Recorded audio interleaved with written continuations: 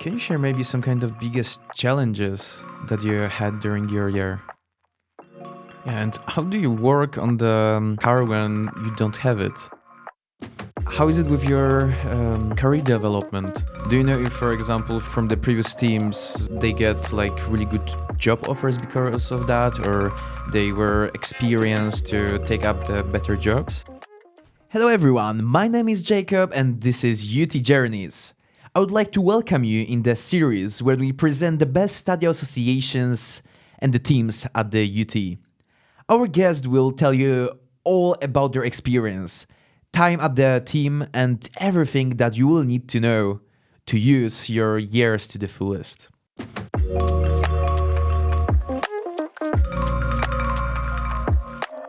Today we will talk with Daan Nibbering and Vera Leeman, who are both part of Solar Team Twente.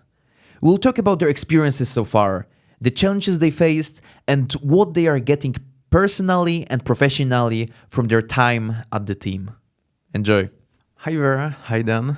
Hi. Let's maybe start from what Solar Team Twente is. Well, Solar Team Twente is one of the student teams from the university. And the goal of the team is to build a solar car and to eventually participate in big international races. So usually those races are in Australia. But this year we're doing a new concept and we're not going to Australia, we're going to South Africa for our race. Yeah, Yeah. that's a good. And what kind of the innovations are you planning to implement? Well, we finally presented what we've been implementing as innovations last week. And we did quite some different things.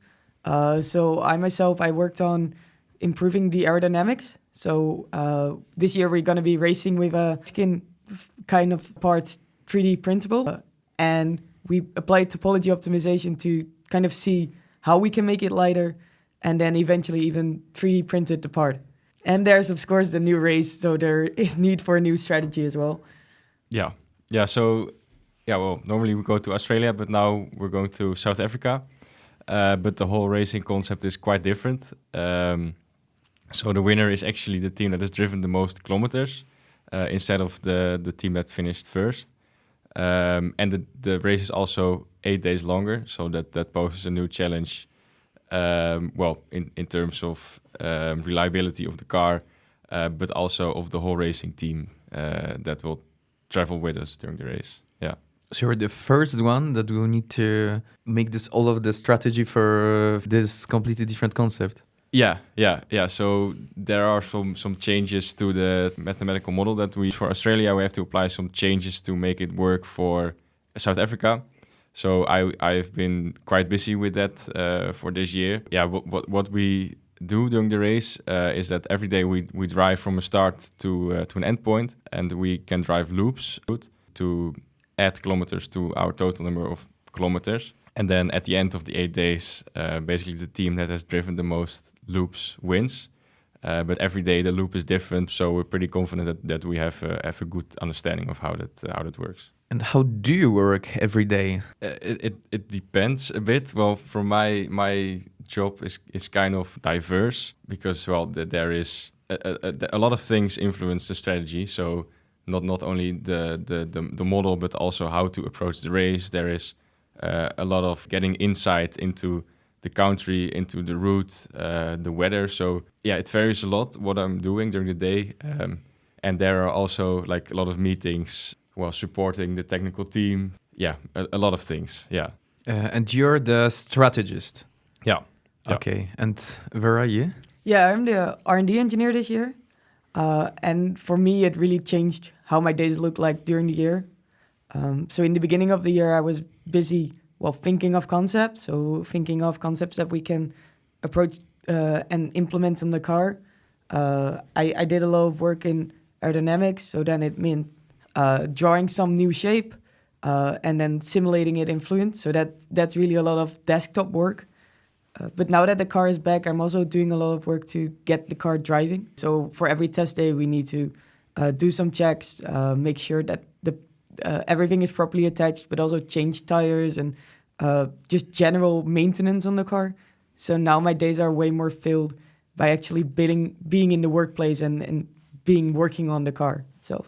How does your study help with what you're doing right now? Well, for me, I think some basic physical knowledge. Yes, but you're mechanical engineering. I studied mechanical engineering, so there you get like a general knowledge of like mathematics, physics, engineering, and all that combined can basically be applied on strategy. So you have to have some basic knowledge on how the solar car works, and how certain aspects of the car influence the power output. So for instance, the aerodynamic drag, or the friction drag of the wheels. So some basic physical and mathematical understanding really helps there. But also during the study, I learned some programming, and also for strategy that's really helpful. Well, to use the model that we use to optimize the strategy, and work with that. Nice. And you? Yeah, I studied biomedical engineering, so that's not exactly how to build a car. But I think the same as Daan, it gave me a background in engineering and just a background in logical thinking and what type of factors you need to take into account. And I'd say you learn so much in the first few weeks about how the car works, and there's a lot of old team members that are willing to explain everything. So you learn so much in the beginning that it didn't really matter that I didn't have the typical study background. Yeah, that's super good. You're just you're just getting this kind of the little scope, little seat at the beginning, and then you're getting so much experience there. That's super. There's super a lot crazy. of learning on the way. So that's also what I really like about that team, is that I just thought it was interesting to do strategy, and then on the way you learn. You really learn what it actually entails, and it's really exciting to learn as you go, actually. Yeah. And what are the other kinds of positions or roles that you're having in your team? Yeah, so the team basically consists of 3 sub-teams. So Daan and I are both part of the technical team. So we're working on the car itself and actually building it or doing the strategy for it. But we also have a marketing team, and those are responsible for all the communications with our partner network, because of course we need money to actually build the car. But they also do our events. So last week we had an innovation reveal, and it was our events coordinator that set up the stage and thought of where we wanted to hold it, and basically organizes big events. And then we also have the marketing team within the communications team that is responsible for the social media, for instance, or the website and things like that. And we have our management team, and they are actually officially leading the team.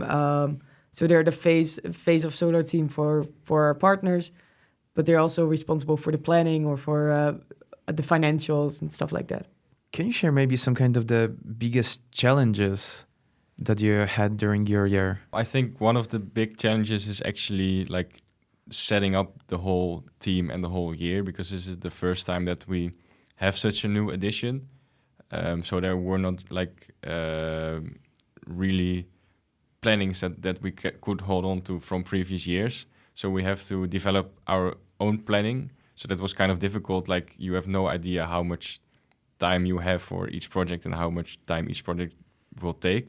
So that was kind of difficult in the beginning to basically start working. Having no car was one of the big challenges as well.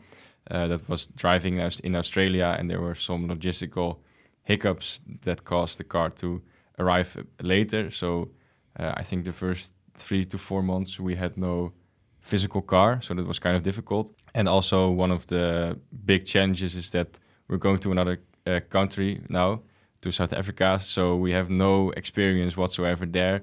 So also there, everything has to be set up from scratch in terms of logistics, planning, a lot of things. Yeah, and how do you work on the car when you don't have it? Yeah, that was quite a challenge, but we have a lot of old team members that were willing to help us. There's a lot of information documented about what they did last year and the years before. So we could read a lot of information and ask a lot of questions. And then when we came up with ideas for projects that we wanted to take up, it started, of course, with a lot of modeling or drawing in CAD, for instance. and you don't really need a physical car to do that. So we had all the online models of the car and all the information of the car was there. And we had, of course, also the opportunity to look at older cars. So we couldn't really see the car that was driving in Australia that we are going to be driving in South Africa with. But we could see, for instance, the car that was built in 21 and raced in Morocco then. Yeah, so that needed to be so exciting when it was coming here. Yes. You could finally see it. Yeah, that was pretty exciting. Well, we also, it arrived in like the transport box. It was delivered to our office. So just as like on the truck, here you have it. Yeah. DHL? Sorry? DHL? Yeah, well, You need to sign the... kind of almost. There is no special service that transports solar cars, but yeah, and then, well, of course, we had to get a pickup truck that was heavy enough to carry the whole box. Mhm. So that was one of the first challenges when it Mhm. arrived. Yeah, and then you open it and you take a look at the car and you hope that it's still intact. Mhm. And it luckily was. It was really exciting. Well, and after that, 2 months later, we had the first test day with it. So then, well, it still drove. So that was very exciting as well. Yeah. Maybe moving right now to what you're getting from all of this experience. Maybe let's start with the question if this is like full-time or part-time that you can somehow do. No, all of people in our team are doing this Full-time. full-time. And I think it's even more than full-time, really, because we're doing some long days and sometimes even some things on the weekend. But to me, that's absolutely worth it, because it's a unique thing to work together with so many people that are so motivated to make the best out of the project. And of course, it's also fun to be together. Do you think it is possible to do it part-time? Well, it would be maybe possible to do it part-time, but I think it depends on the team a lot. Because if you're the only one doing it part-time, I think it would be more difficult. Mm-hmm. Yeah, I get it. Yeah, also to have everything like to the top quality that all of you want. Yeah, the spirit of the team is like really get most of it of the time. Well, the spirit of the team is to really work like day and night almost. So when one of the team members is doing part-time, maybe that's difficult to fit into the team. But I think it's still an option. So yeah. How's it going so far? Is it worth it? For me personally, yes. I think it's really cool that you just work on like a solar car that you built and that you're going to take to South Africa and race there and try to win. So like it's really a journey with highs and lows. But for me, definitely worth it. And on the way, you learn so much more than you ever could ever possibly learn during your studies. So a bit of applying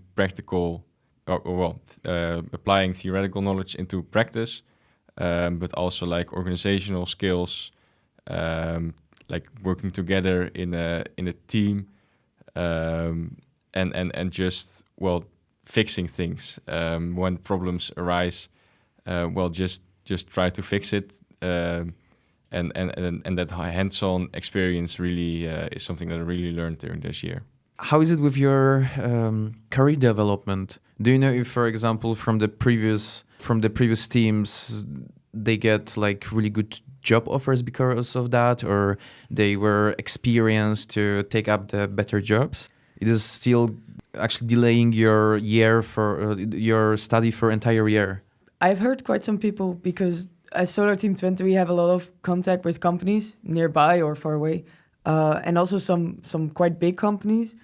And I know a lot of old team members actually get jobs at companies that sponsor Solar Team Twente because they got into contact when they were doing the team, and then they just had inside information and sent an email and they got a job offer. So for stuff like jobs, but also internships, I think it's a very big plus. And also, if you have Solar Team Twente on your CV, I think it would be a plus just because you showed, hey, I worked on this project for a year and I worked hard. And I generally think that companies recognize that. Let's maybe move on to the part when we can talk a little about how to apply for maybe people who like to do it. So are there any requirements that the student needs to meet to get into? Well, to just apply, there are no requirements. Everyone can just send a letter that they're interested and why they're interested, and then you will get invited. And then there are a number of sollicitaties. What is the word? Yeah, there's an application process. There's so you get invited. Then there are a number of there's an application process. You have different meetings with former team, just to check why you're motivated, and to get to know each other. And then when you apply, you get sent a few cases that test you on the position that you applied for. So, for instance, I did a case on strategy that was just to check for if you know a bit how to approach such problems, and I did the R&D case because that was maybe another position that I was interested in, and that was more on some mechanical questions or how you would solve those kinds of problems. Do you have specific examples? Can you share it? Well, for instance, I don't know if I can share it because maybe if people want to apply, then I'm now telling they can prepare for it. So, but it's just you get a case, for instance. Well, you drive with a solar car.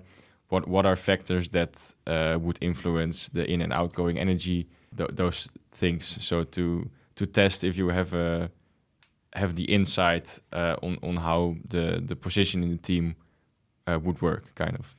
Yeah, and typically it's not mainly about your answer. So it's not only about if you got it correct, but more about your thinking process and what step you took. Because obviously you're answering questions about a solar car you don't know. But the main goal of the application process is to see how you think and to test if you have it, if you're able to learn it in the coming year. Are there any specific study programs that people need to meet and need to have apply? Well, not really. I think students from every study program can apply for every role because there is a lot of learning in the team involved as well. And I think as long as you're motivated, it doesn't matter from which study background you're from. I think, if you apply for an electrical engineering position in the team, it really, really helps if you have an electrical engineering background.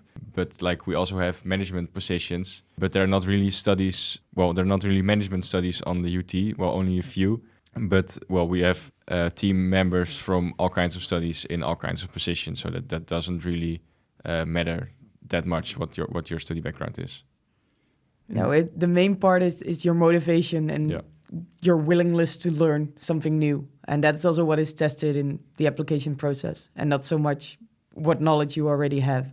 When and how people can apply? Well, this week the last discussions about the new team are taking place. So if people want to join now, it's a bit late. Next year that you can apply. So email on the website. Maybe the answer is, you just missed the deadline. Yeah. But the next deadline is this, or maybe it is, come by to the office for a little talk. So I'd say if you're interested, just send an email, even if you're not sure if you want to do it. Vera, Daan, thank you a lot for this talk. Thank you for hosting it. Thank you for having us. Yeah.